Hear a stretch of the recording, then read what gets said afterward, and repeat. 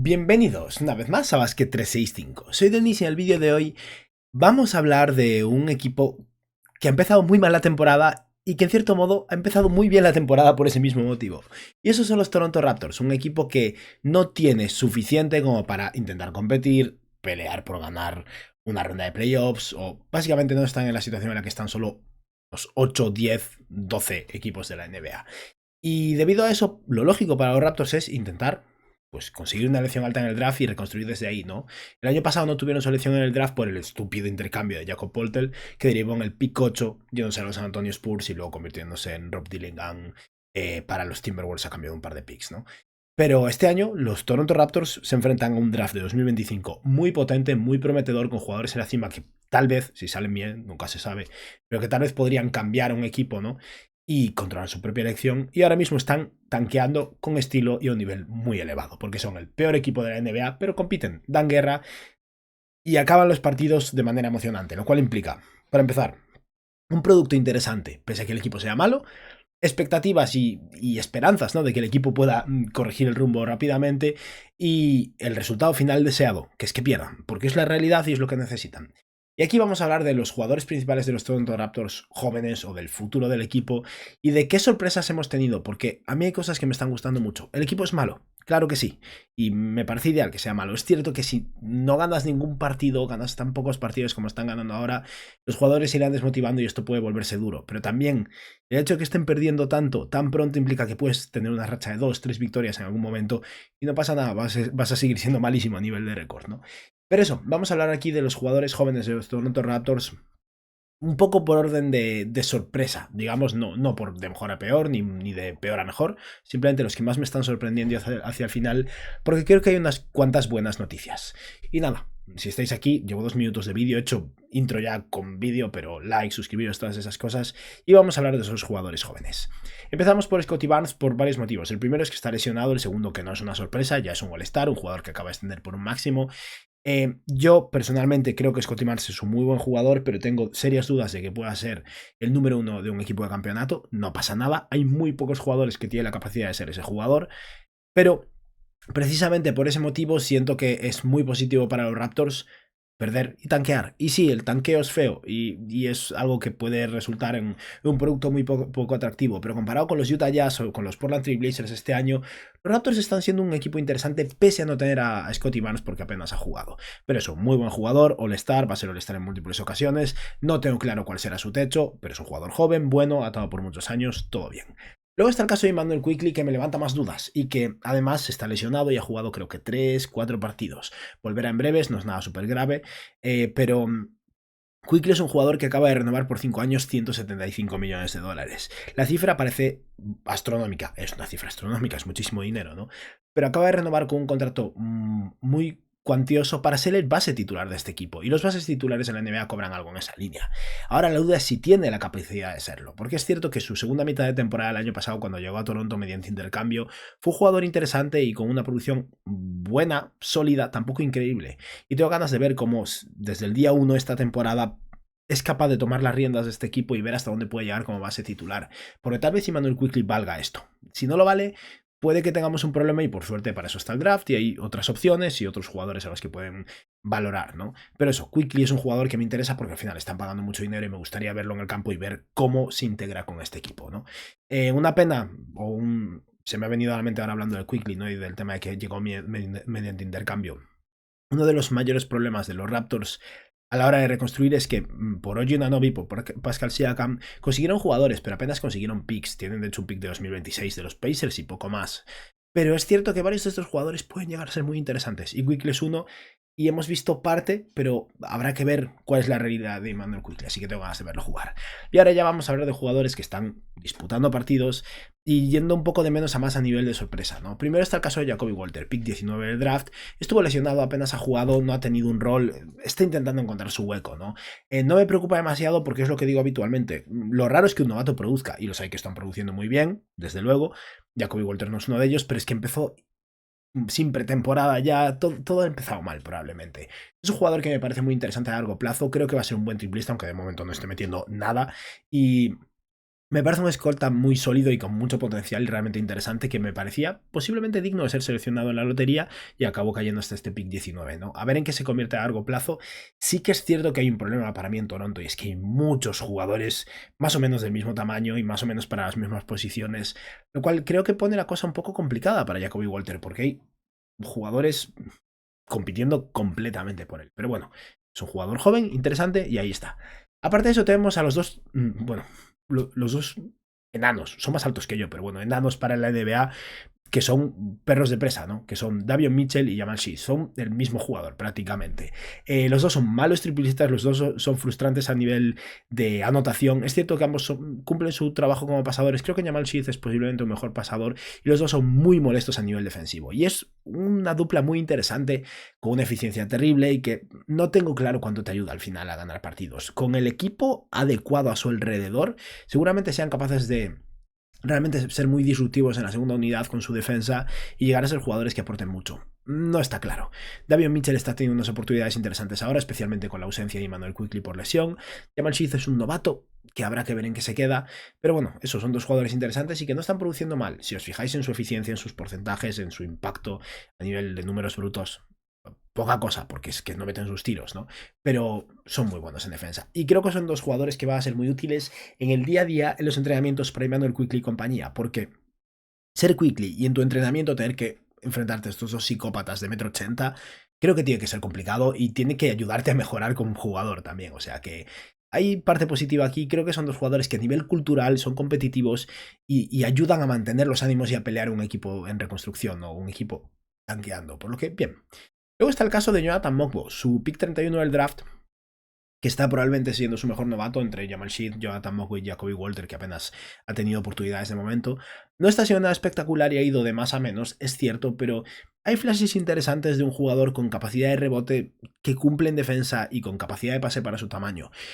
No tengo ni idea de lo que es Jonathan Mokbo, sinceramente. A mí me parece una elección un poco prematura en ese pick 31, sobre todo teniendo en cuenta nombres como Kai Filipowski, que salió justo después, pero es un jugador que es amigo de Scottie Barnes, eso le ha dado puntos, desde luego, estamos todos seguros, no nos engañemos aquí. El nepotismo no solo lo hay con Bronny James, lo hay en todas las familias o entre todos los amigos en la NBA, pero eso, es un jugador con muy buen tamaño, no muy buen tamaño porque al final tiene que jugar de 5, pero muy buena envergadura como para realmente aportar en los tableros y cumplir en ese aspecto. Es un muy buen reboteador ofensivo y trabaja muy duro, tiene un motor realmente incansable. Tengo ganas de ver en qué se convierte esto.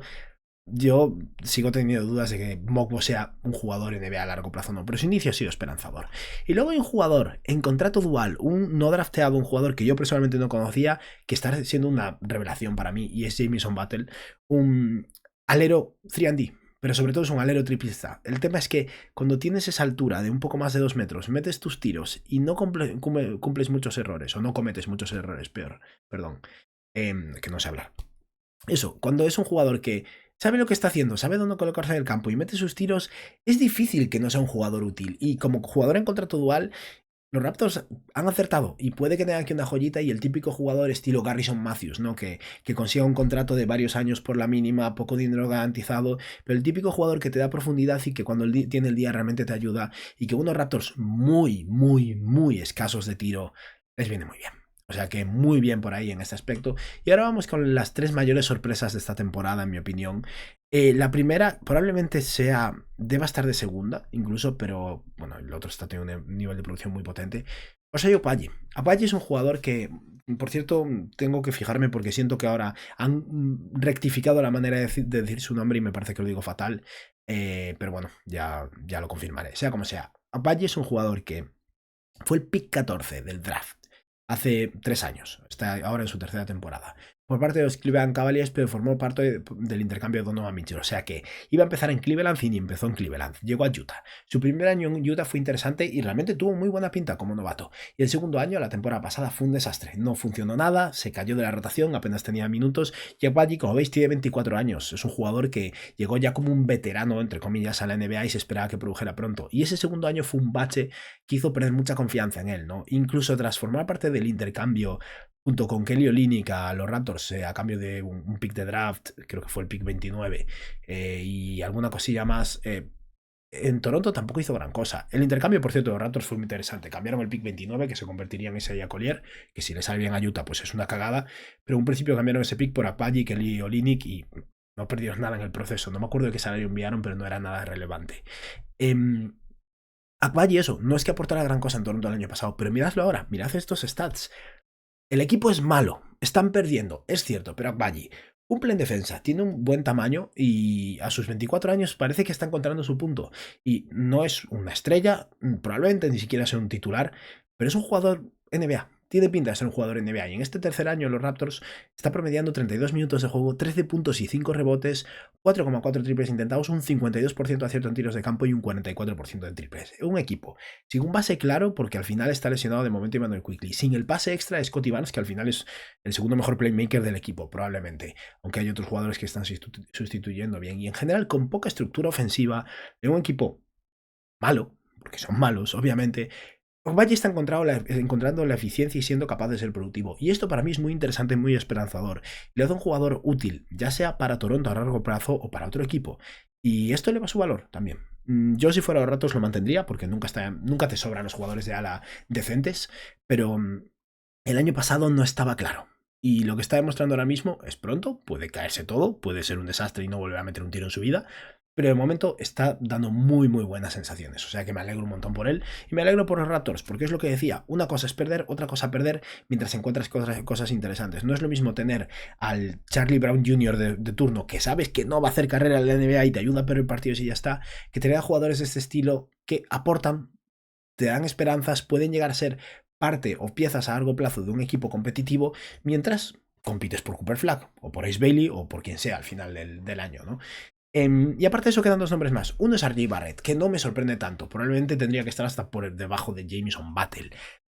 Pero está reafirmando lo del año pasado. RJ Barrett, que por cierto tiene más o menos la misma edad que Agbaji, y Barrett está en su sexta temporada y Agbaji en la tercera. Este tío llegó muy joven a la NBA y es algo muy positivo para él, porque ha tenido mucho tiempo de rodaje y parece que por fin está encontrando su equilibrio, ¿no?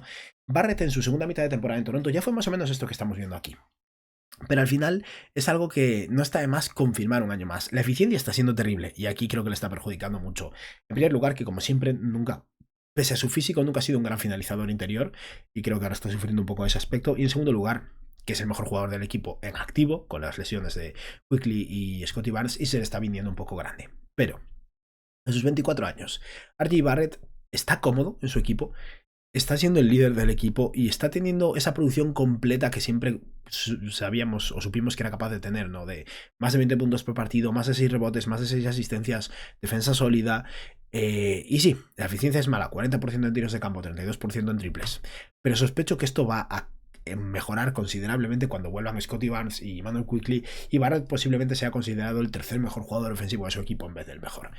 Está bien, está siendo muy interesante y la capacidad de repartir juego cuando nadie más puede hacerlo en este equipo, en este momento, es un extra, porque al final te da una herramienta y un jugador versátil en el ala que nunca sobra. RJ Barrett me está gustando para los Raptors. Lo ideal será eso, que Quickley supera a RJ Barrett, y de momento no lo está haciendo, habrá que ver cuando vuelva, y desde luego está por ahí Scottie Barnes. Pero si todo sale bien para Toronto, tienen un pick alto en el draft, y ese jugador se convierte en alguien, bueno, lo idóneo es que lo ideal sería que fuera incluso mejor que Scottie Barnes, pero se convierte en alguien top 2, otro le están en el equipo, y tienes a RJ Barrett como tu cuarto mejor jugador, ahí estás cocinando ya con fuego, porque estás hablando de un jugador que tiene mucho talento para ese nivel de producción, ¿no? Y ya para acabar, para mí la mayor sorpresa de este equipo y un notición es Grady Dick. O sea, el año pasado fue un pick de lotería, es cierto. Ni siquiera está metiendo sus triples a un nivel súper alto. Y es lo que se esperaba de él y lo que yo sigo esperando de él a largo plazo. Pero Grady Dick está demostrando un confort en la media distancia y una capacidad de anotación y de producción en estos Raptors muy interesante en su segundo año. Tiene 20 añitos. Si os fijáis, la mayoría de jugadores de los que hemos hablado de los Raptors son jugadores de 24 o 23 años, no son chavales tan jóvenes. Grady Dick a sus 20 años está promediando 19 puntos por partido en 33 minutos de juego. Debería rebotear más porque es un atleta sólido y mide casi 2 metros. Eso es cierto. Reparte solo 2,4 asistencias. Es un anotador a día de hoy, pero los flashes que está demostrando, teniendo en cuenta que es muy probable que a largo plazo vaya a ser un mejor tirador de 3 porque siempre ha sido un grandísimo triplista, son realmente esperanzadores. El problema, fijaos en los tamaños de los jugadores de los que hemos hablado. Grady Dick mide 1,98, RJ Barrett mide 1,98, Shai Badgey mide 1,96, Jameson Battle mide 2,1 si no me equivoco. Jonathan Mokbo juega de 5 pero mide 1,98. Estos dos son enanos. Jacoby Walter mide creo que 1,96 o algo así. Quickly es un poco más pequeño y Scottie Barnes mide 2,3, 2,1. Todos los jugadores de los que estamos hablando miden aproximadamente entre 1,96 y 2,03. Y es interesante la versatilidad en ese aspecto, pero no hay minutos para todos los jugadores. Y no puedes jugar a Grady Dick y compañía de ala pivot tampoco. En algún momento seguramente vayan a tener que desordenar un poco este equipo y hacer cambios. Y mover a alguno de sus jugadores. Tal vez ahí salga alguien como Shai Opalle, por ejemplo, a cambio de valor positivo a largo plazo. Sea como sea, eso. Hay piezas interesantes y el equipo pierde. Y es perfecto. Me parece que los Raptors lo están haciendo muy bien. Y Masai Ujiri, que es un tío que a mí me ha frustrado mucho, desde lo de Kawhi Leonard para mí se coronó y desde entonces se relajó mucho y llevaba años haciendo muy poco. Parece que tiene aquí algo interesante entre manos. El problema es que si les toca hacer... Si les pasa básicamente lo mismo que le pasó a los Detroit Pistons y son el peor equipo de la NBA y tienen el pick 5 un año y el siguiente, esto tampoco funciona. O sea que ahora toca desarrollar talento y tener un poco de suerte. Y nada, ya está. Esto era... Uy, perdón. No queréis ver un fragmento de Grady Dick y ya está. Eso. Esto era todo por hoy. Simplemente quería hablar un poco de los Toronto Raptors, un equipo olvidado y de que hablaremos poco este año, es la realidad, exceptuando la ascensión de Grady Dick. Pero también se merecen esos equipos que están por abajo y no solo están por abajo porque están siendo una decepción como Milwaukee o Filadelfia o los Pelicans. Hay equipos que están por abajo por un motivo y como mínimo valoremos si ese motivo está surtiendo efecto o no, ¿no? Y creo que eso, en el caso de los Raptors no van tan mal las cosas.